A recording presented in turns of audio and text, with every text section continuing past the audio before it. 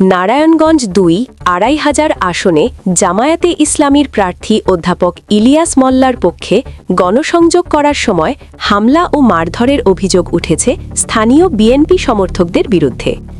মঙ্গলবার দুপুরে উপজেলার গোপালদী পৌরসভার মোল্লাচর এলাকায় এ ঘটনা ঘটে। এতে ২৫০০ পৌরসভা ছাত্র শিবিরের সভাপতিসহ অন্তত ১০ জন আহত হয়েছেন।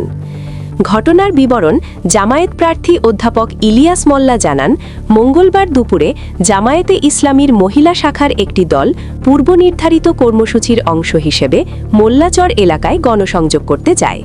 এ সময় স্থানীয় বিএনপি কর্মী মোরশেদ মিয়া, খোরশেদ আলম ও মহসিন মিয়ার নেতৃত্বে একদল লোক তাদের বাধা দেয় এবং দাড়িপাল্লার পক্ষে গণসংযোগ করা নিয়ে বাগবিতণ্ডায় জড়িয়ে পড়ে। এক পর্যায়ে নারী কর্মীদের লক্ষ্য করে কুরুচিপূর্ণ মন্তব্য করা হয়। খবর পেয়ে ছাত্র শিবিরের একটি দল ঘটনাস্থলে পৌঁছলে তাদের অবরুদ্ধ করে মারধর করা হয়। পরিস্থিতি উত্তপ্ত হয়ে উঠলে থানা থেকে অতিরিক্ত পুলিশ ও আইন শৃঙ্খলা বাহিনীর সদস্যরা গিয়ে পরিস্থিতি নিয়ন্ত্রণে আনেন। আহতদের অবস্থা হামলায় ২৫০০ পৌরসভা ছাত্র শিবিরের সভাপতি মেহেদী হাসান অর্ণব ২৮, শাফিল আহমেদ ২৯, মিরাজ মাহমুদ ২৮, মেহেদী হাসান অন্তর ২৮, জামায়াত কর্মী মুফতি মাহমুদ আব্বাসী ৩০, মেহেদী হাসান ২৪, কাজী মারুফ ৪৫ ও মাহবুব জুবায়ের সহ অন্তত ১০ জন আহত হন।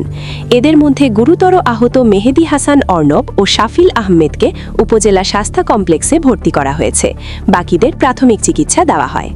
প্রশাসনের পদক্ষেপ।